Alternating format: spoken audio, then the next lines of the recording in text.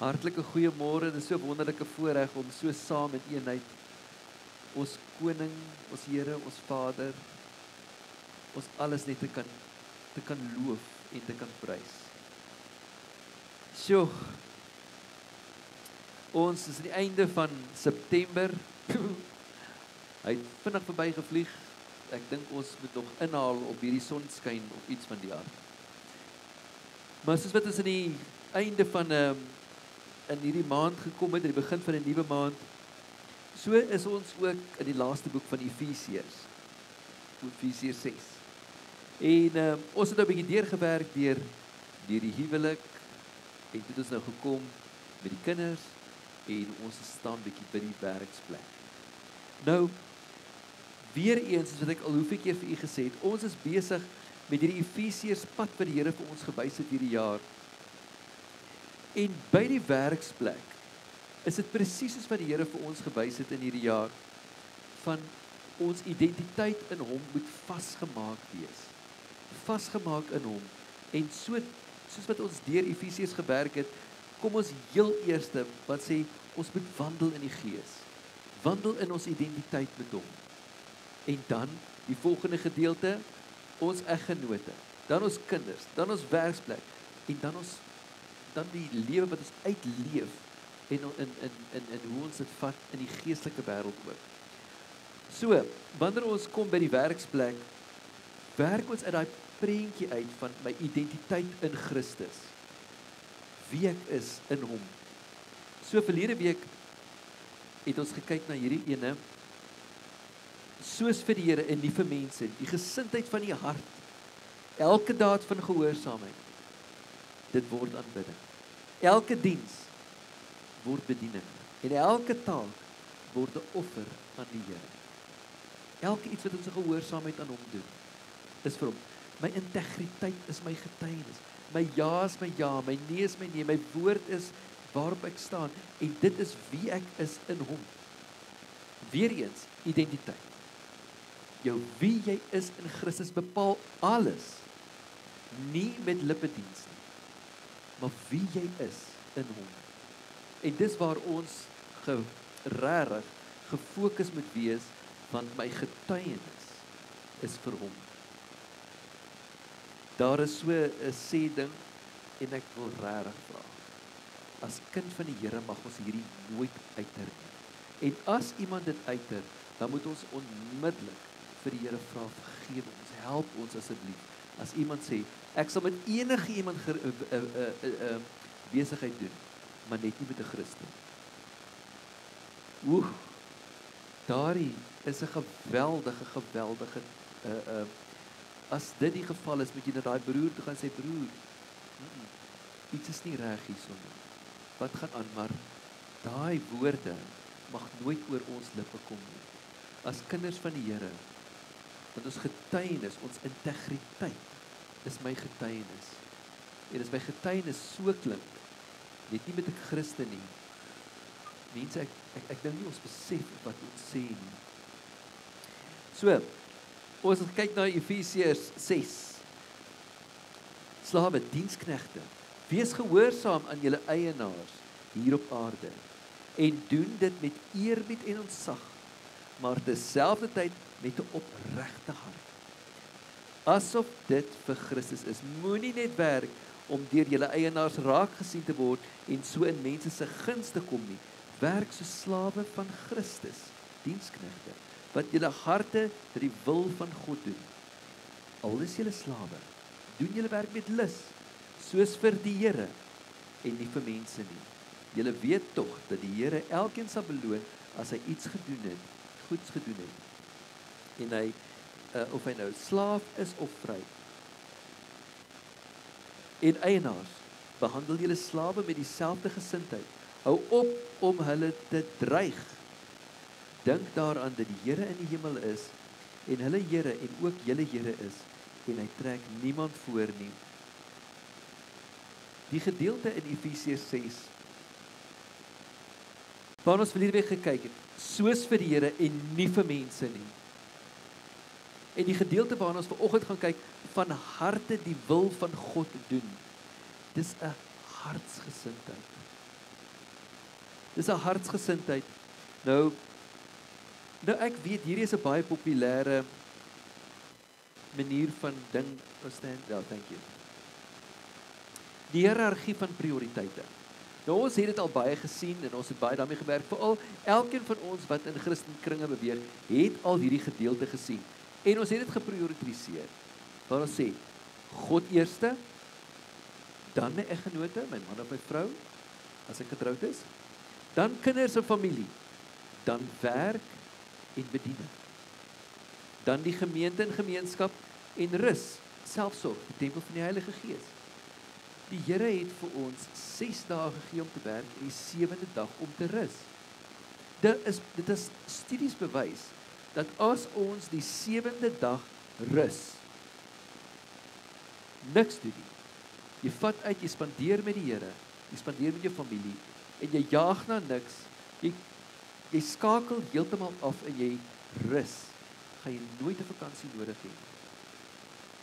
Die woord is so duidelik vir ons daar, wat die Here sê, die Sabbatdag is gemaak vir die mens, nie die mens vir die Sabbatdag. Nou maak ons van iets wat dit nie is nie. God het gesê, laat jy rus. Jy moet rus. Maar ons dink ons het nie rus nodig nie. En dan brand ons uit, en ons wiele val af, en die Here sê, ek het veel dit gegee. Gebruik dit. Maar nou maak ons, nee, want dit is nou weer 'n wetties ding. Nee, glad nie. Jy het daai dag nodig. As God gesê het jy het nodig, dan het jy dit nodig. Nou ons hartsbegeerte is dit God eerste moet wees, maar manne, nou wil ek gou met julle praat. Ek weet nie hoeveel van julle, van ons, het die werksplek ingegaan, en jy was al reeds getroud nie. Die meeste van ons, en ek dink almal van ons het 'n hartsbegeerte gehad om God te eer en te dien. Dit is die werksplek ingegaan. En is alles ingesit. Hard gewerk.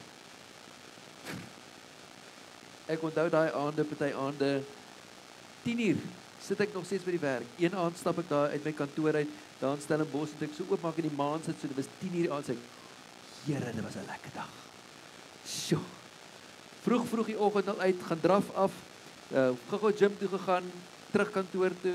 Dit was net so 'n perfekte dag, daai aand toe daai maan, en ek maak hy deurs oop, en sê, Here, dit was 'n lekker dag. Dit was so fantasties. Maar ek mis daarom daai iemand spesiaal in my lewe. Wat praat jy?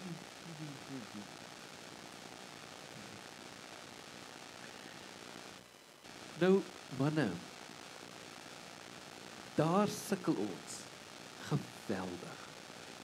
Want ons hart en ons passie, ons het geswat en ons is passievol en ons werk ingestap en ons gee ons alles. En ons begin 'n gemis voel. Nou trou ons. Weet julle hoe sukkel ons om daai ding so te maak dat die werk nie meer eerste is nie. Ons sê dit,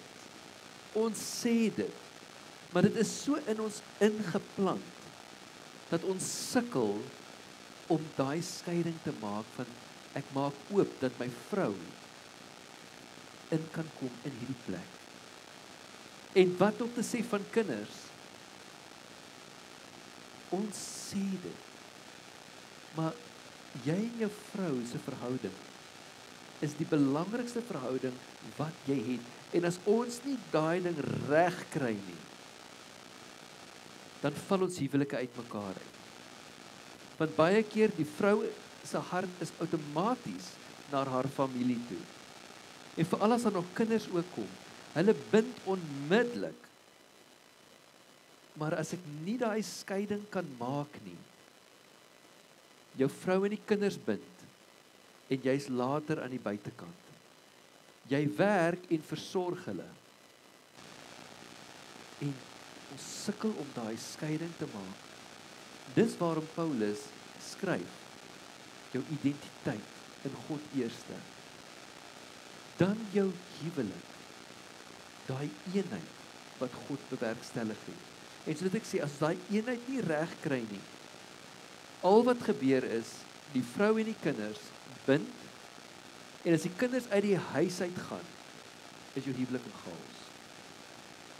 Want ons kon dit nie reg kry om daai prioriteit reg te maak nie. Baie kere kom jy by die huis van die vrouens, werk ook halfdag of dan ook by die huis, kom hulle, hoe was jou dag by die werk? Wat is ons reaksie? Nee, kom sit, kom ons drink 'n teetjie, dan vertel ek jou alles. Nee, dit is mos hoe dit doen. Julle is geseën. Nee, dit was goed. Okay. Wat is goed? Nee, daar het nie veel gebeur nie. Okay, jy was vir 9 ure, 10 ure by die werk en dan niks gebeur nie. Wat maak jy by die werk? Hoor hierso man, is ek 'n ondervraging hierso? Nee, ek weet, hoe gaan dit met jou werk? Gooi net my koffie in, man. Ons is vol opgewonde. Ons is vreeslik opgewonde om ons vrou te vertel hoe was dit vandag by die werk. Is dit nie? En vice versa. Nee, ons kom net by die huis en gaan aan waar ons vanoggend laat opgehou het. Of dit nou gefight het, dan gaan ons maar net aan daar. As wat happy is, dan gaan ons daar aan. Maar kom ons wees eerlik vanoggend. Manne, ons sukkel en ons vrouens probeer dit aan ons kommunikeer want hulle wil graag hoor. En ons dink, wagtig man, wat se nousiness is nou hier? Een van my vriende, hy het besluit gemaak, hy het altyd so 5 of 10 meter voor die hek gaan sit. En net gedink, wat kan ek vir my vrou vertel vandag? Want dit gaan belangrik wees. En hy het nie ingery voordat daar nie iets is wat hy vir haar kan vertel nie. Hy het nooit net ingery by die huis nie. En dan uit homself voorberei vir die kinders. Eendag kom ek van die kantoor af en Marliese was by ons oudste dogter en toe ek so aangestap kom, toe staan sy soos Jack Russell daar voor hy tralie ek. Reg vir my en ek was so, ek het nie nou kans vir hierdie dogtertjie nie. En toe daai deur oopgaan, maar sy kom en ek stap so by die voordeur in en Marliese sit op die vloer en is net speelgoed daai hele plek vol. En ek dink die huis is deurmekaar. Hoe kan die huis so deurmekaar wees? Die vrou was die hele dag by die huis gewees, het die huis deurmekaar. En toe ek so instap en ek kyk waar en ek sê, Boekie, hierdie. So ek het my sê, just get over yourself. Toe weet ek, nou moet ek my woorde mooi kies hierso. Maar die prentjies wat in ons het, in ons koppe, van God eerste, dan vrou, dan kinders, dan werk. Mense, ons jok vir mekaar. Jy jok vir jouself. Ons huwelike val uit mekaar uit, omdat ons prioriteite so verkeerd is. Ja, ons hartsbegeerte, ons dien die Here. Maar daai eenheid, tussen jou en jou vrou, manne, dames, ons verstaan nie wat God kom doen het in hierdie huwelik. Dis nie iets wat jy aansit, soos ek kry my werk, kry my vrou, kry my kindertjies, kry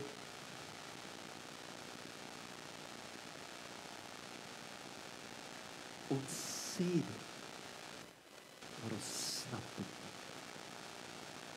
So, ek het vir Vanus gevra, dat hy 'n bietjie uit sy perspektief uit, ook vanoggend met ons kom deel, oor hierdie werksplek, hierdie gedeelte waarin ons die meeste van ons tyd spandeer. Vanus. Nou kom ek lees net eers versies vir die background hoor nou. Dis net die klank wat klink asof my neus vol goeters is. Ek sê regtig so.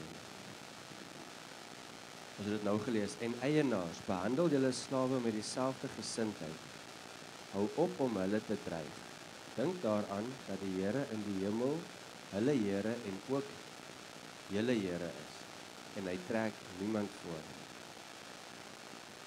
En ek wil net weet daar, dis nou vers 9, en eienaars behandel julle slawe met dieselfde gesindheid.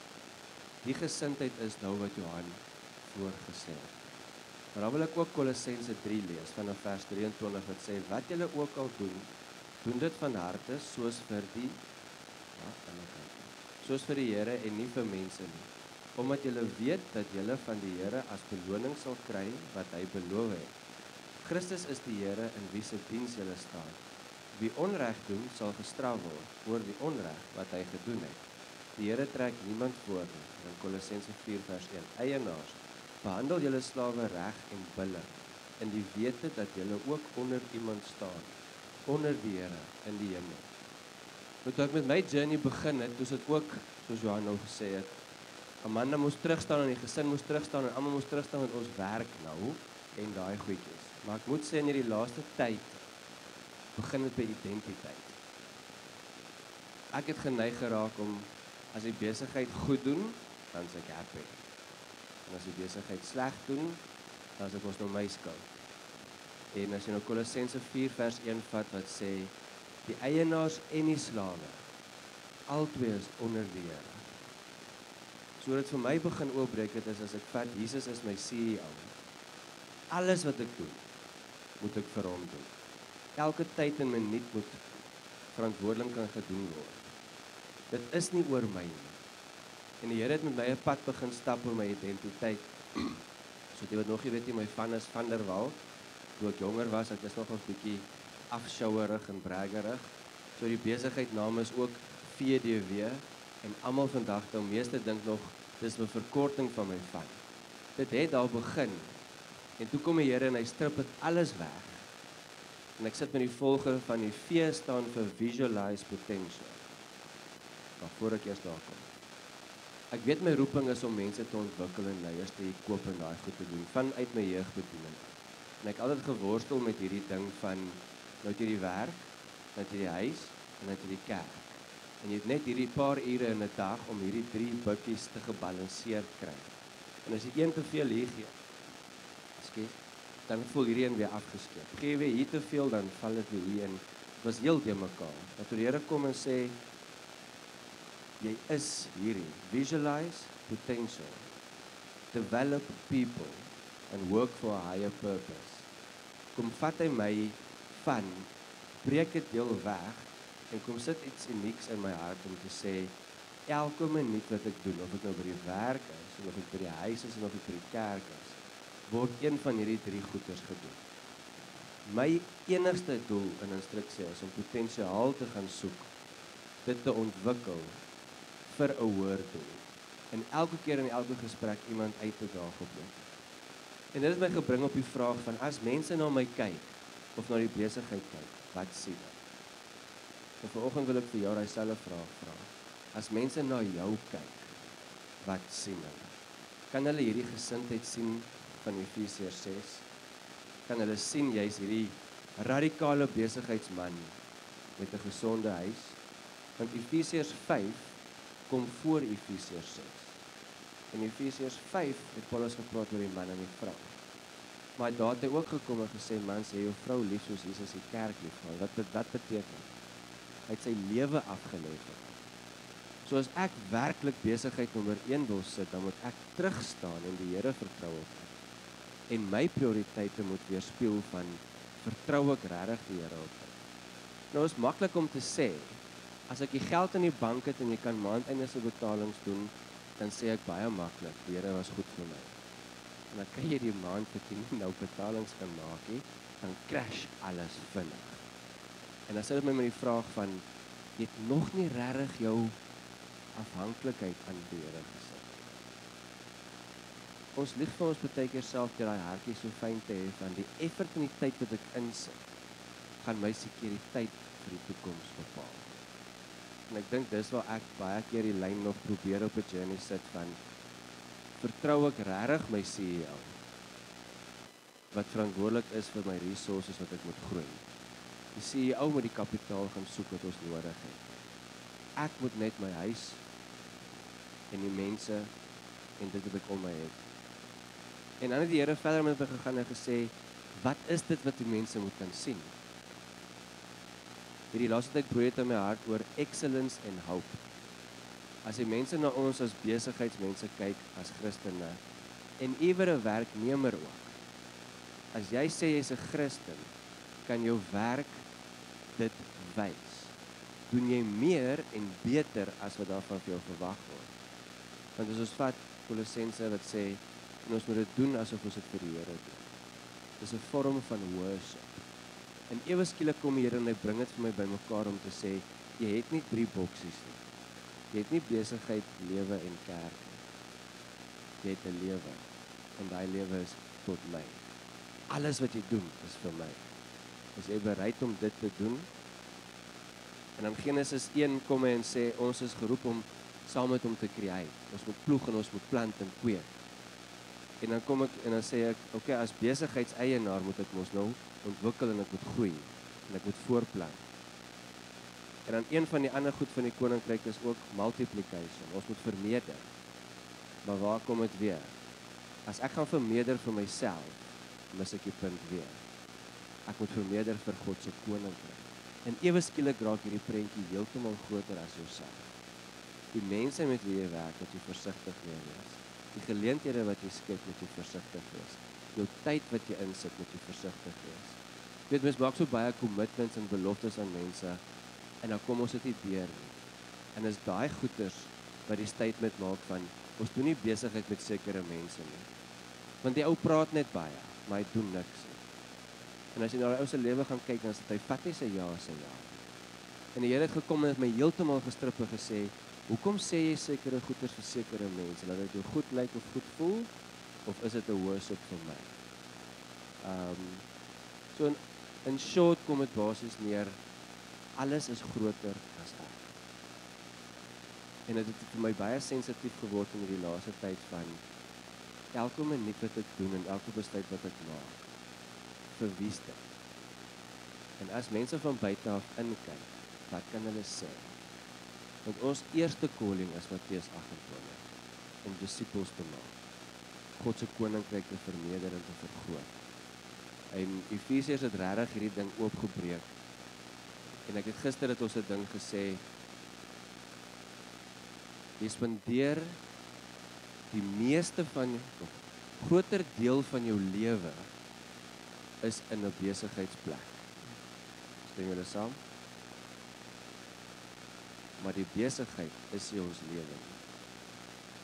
Meeste van ons tyd is in werk, maar werk is nie ons lewe nie. En ek dink dis die confusion waar ek inkom. En wat vir my gehelp het is om regtig te gaan sit en kyk, dit wat ek doen ek dit vir die Here en doen ek dit goed vir die Here. En laat dit, voeg dit by tot die koninkryk. Of is dit vir my?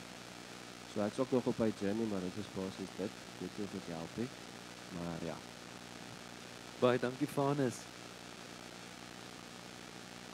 As 'n mens kyk na hierdie hiërargie, so wat Vanus geskryf het, gesê het, om daai bewustheid in jou binneste te kweek, die hele tyd. Waarom doen ek dit? En as jy jou vrou reg langs jou kan sien, daardie eenheid is iets wat God bepaal het, om na mekaar te kan luister. Jou vrou, manne, is baie skerp. En omdat jy nie jou vrou inlaat nie, raai wie laat jy in? Jou sekretaresse.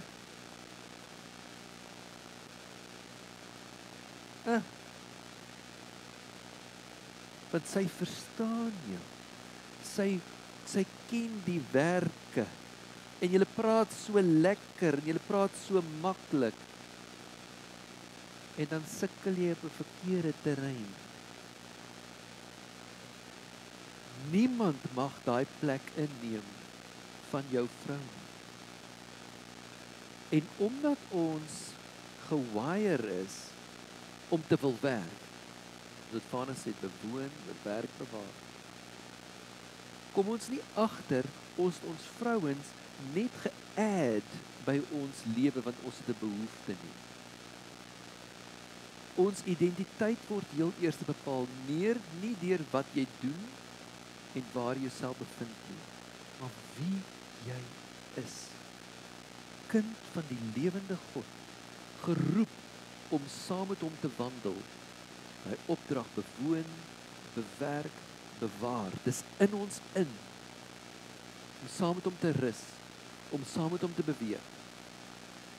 Manne, ek wil regtig vanoggend vir jou vra, wanneer ons kyk na hierdie gedeelte, waar ons onsself bevind in Efesiërs, dames, ek wil vanoggend vir julle vra, sien jy, dat jy jou man se regterhand is? Dat jy die een is, wat daar is, om sy hande ook hoog te hou? Ons as manne, ons kry die verskoning, ja, maar as armoede by die voordeur instap, dan stap liefde by die agterdeur uit. Waar kom ons antwoord? Dis iets wat ons vir onsself aangekweek het, want my vrou het iets geword vir wie ek moet sorg, en sy is nie my hulp wat hier reg langs my staan, en sê, weet jy my man, al eet ek pap vir die res van my lewe, maar saam met jou staan ek. En dan voel ons skuldig, en ons voel, en ons neem my posisie in en sê, my vrou, ek weet, ons twee, we are a team. En uit daai eenheid, en daai krag, leef jou kinders, en hulle kry hulle identiteit en hulle krag in die Here. Man en vrou, dis hoe God dit bepaal het. Nie ander manier. Papa, kom doen nie saam. Ek moet nou eers werk, want as ek nie werk nie, dan kan jy nie eet nie.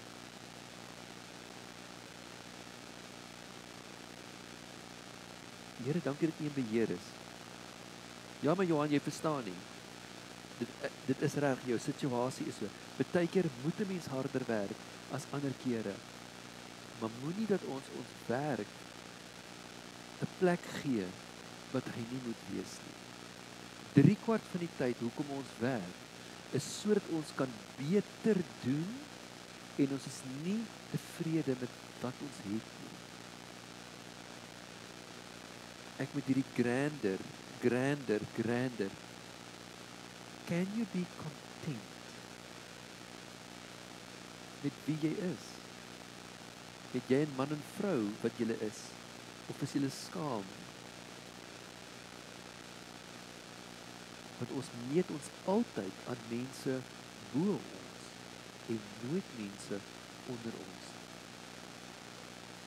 Ons kyk nie wat 'n wonderlike bevoorregte posisie ek is, met hoeveel mense onder ons is wat so swaar kry, en wat na ons kyk en dink ons is perfect, en so probeer ons net jaag om bo daai een te wees, en bo daai een te wees, en bo daai een te wees.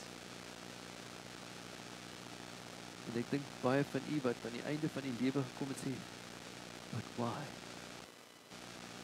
Why? Ek het alles in hierdie gejaag, het ek baie verloor, wat ek nie kan terugkry. Ek dink nie daar is ooit 'n man en 'n vrou wat gesê het, weet jy, ek wil minder tyd met my kinders spandeer. So.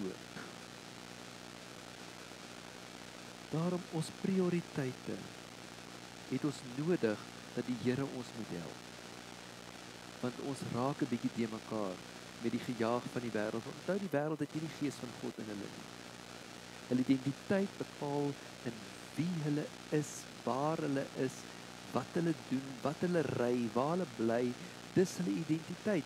En ons as kinders van die Here, ons het in dit groot geword. Ons is in daai samelewing.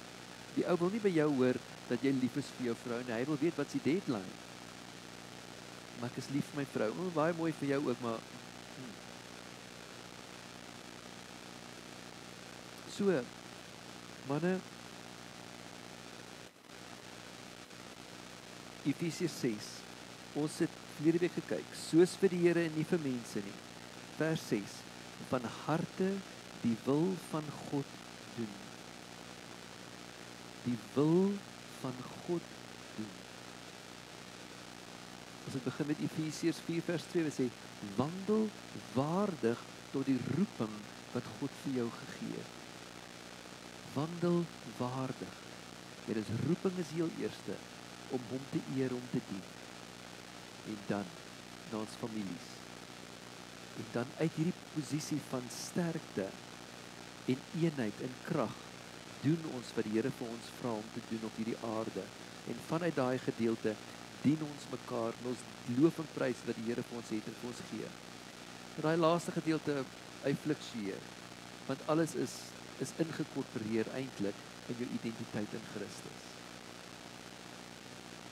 Musiekspan, julle kan vorentoe kom.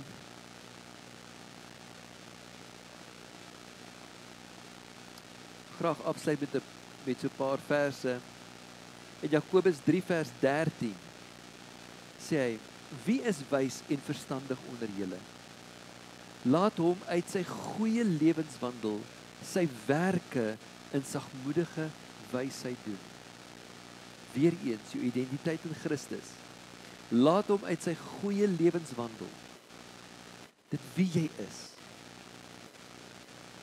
sy werke in sagmoedigheid en wysheid doen.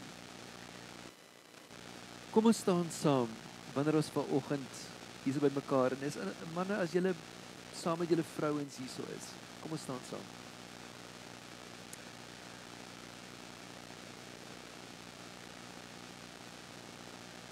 Ek wil graag hê dat die manne en vrouens by mekaar net staan hoor.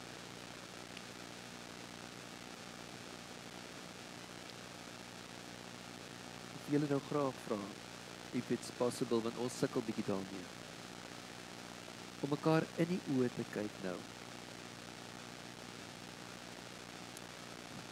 Kyk bietjie mekaar in die oë, soos daai dag toe julle voor die kansel gestaan het. Daai dag voor die kansel gestaan het.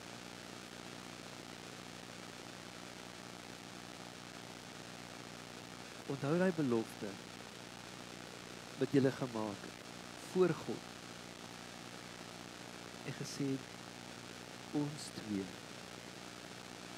gaan hierdie pad saam stap. Om vanoggend net te sê, Here, help ons dat ons U wil sal doen sover as ons gaan. Kyk net mekaar in die oë. Ons kan niemand kyk nou vir niemand nie. Behalwe julle wat vir mekaar.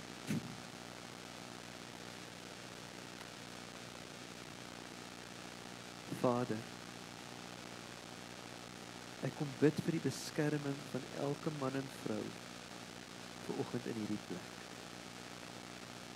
Die liefde wat U julle saamgebind het in eenheid, waar die vyand wil kom steel, slag en verwoes. Kom seën ek hulle vanoggend met daai herstel in die posisie in U, in die werksplek, in die familie.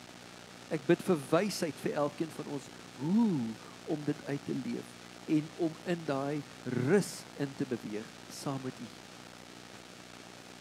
Vader, ons as U kinders, kom erken dat U is alles en nommer 1 in ons lewens. En Vader, hierdie eenheid in die huwelik, kom maak vas vanoggend in hierdie plek. En Vader, gee ons die wysheid om in hierdie eenheid, in ons families, in ons gesinne, in ons vriendskappe, te kan in dat daar geen ander plek is, geen niemand in anders plek het, in hierdie eenheid, wat U bewerkstellig het. Ons kan leef uit hierdie oorwinning, wat U vir ons gee. Mag U verheerlik word, in Jesus naam. Amen.